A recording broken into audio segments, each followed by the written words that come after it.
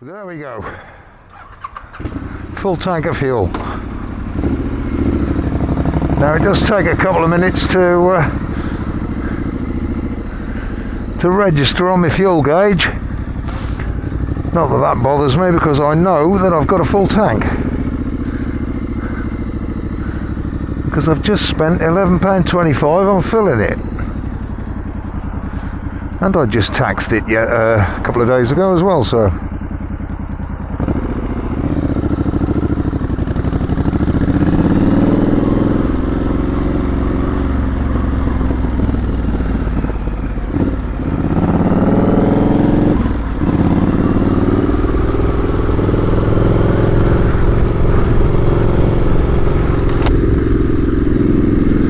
So I spent a few quid on the old girl just lately.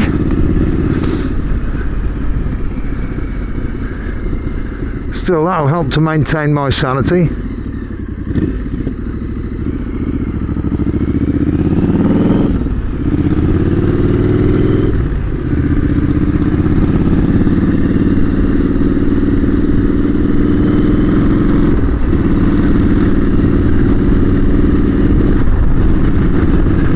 Now, if you believe half the stuff you read on the internet, or indeed the stuff that you see on the television news, then they all seem to think that World War III is about to happen.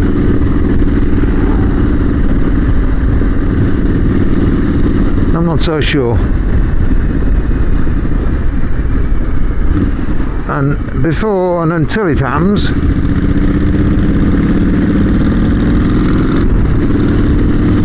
I'm going to carry on riding my bike and doing my thing. But around about 30 miles in front of me is the UK's second largest city, so that's going to be a target. But about 30 miles behind me is the middle of nowhere.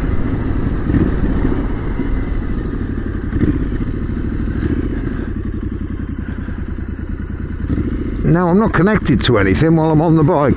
My phone is in my pocket, but yeah, that's a rough old bit of road, that is.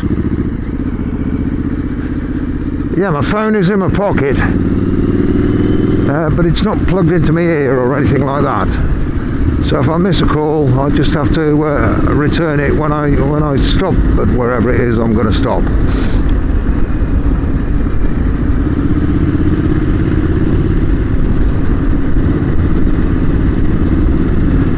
But if I see a bloody big mushroom cloud appear in the distance, then I got to think, what do I do? I guess the first thing I'd have to do is ring the missus up and see if she knows about it, and see if she's on her way to the wilderness. We have got family out in the sticks, and see if she's okay to gather the cats up and take them back there.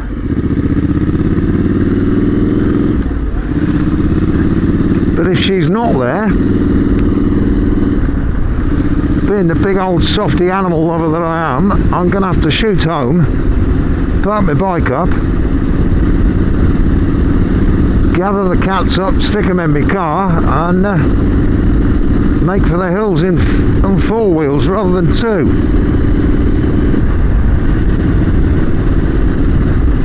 Anyway, I'm not going to bother about it unless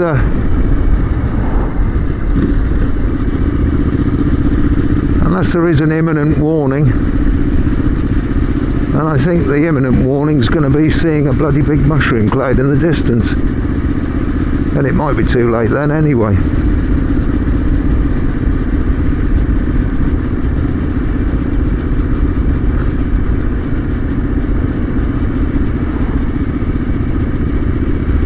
And I'm too old to be called up as well, so won't be fighting with anyone.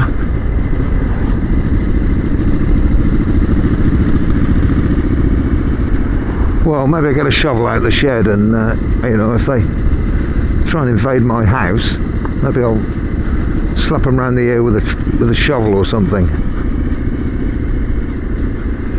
Take note, Wales, I'm just going into a 20 mile per hour limit, which is through a little hamlet which has got an incredibly nasty double bend in it, where there have quite frequently been little minor shunts. But that's all. Just for that little bit of road there, it's 20 miles per hour.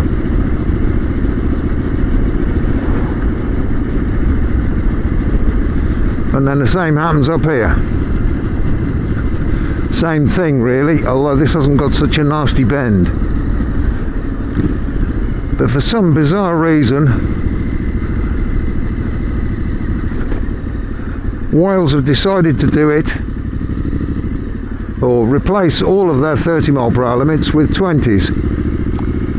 And well, I'll be honest with you, it's pissing a lot of Welsh people off. It's pissing a lot of English people off who are visiting.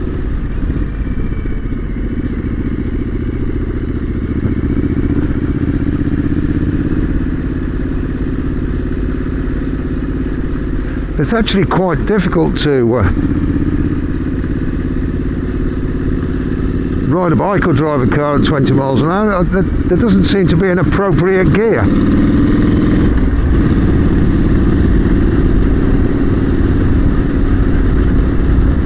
I'm either in a low gear, revving enough to make a racket and pollute the atmosphere, or I'm labouring the engine because I'm in too high a gear, and that goes for in a car as well. Actually, my car's an automatic, and at 20 miles an hour it's hunting for a gear. It's in first, which it doesn't like to be in first, so it keeps trying to change into second, which it'll manage for a split second, and then it'll go back down to first. So I'm burning more fuel, making more noise.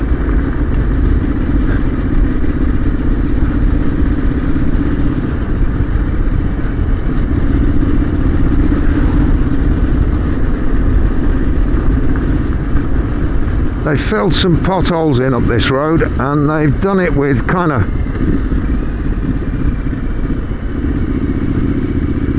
loose stuff, and they haven't had a sweeper come up here, so there's a hell of a lot of loose gravel kicking around. Now it is in a speed limit, and quite often when I do come up here I get caught behind a car. So it's not a quick road.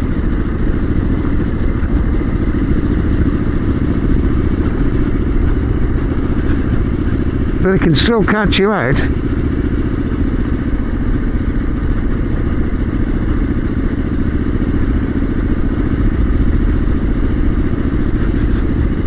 No, I'm not really complaining. At least they're fixing the holes in the road.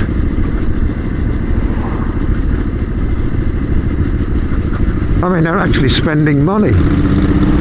In my neck of the woods, there was a road sweeper came up my, I live in a very sleepy little cul-de-sac, and there was a road sweeper came up this morning and swept all the leaves and debris out of the gutter.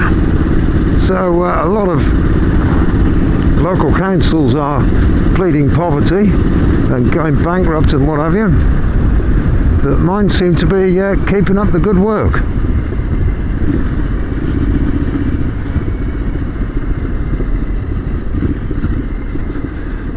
Mind you, I do pay through the nose for it.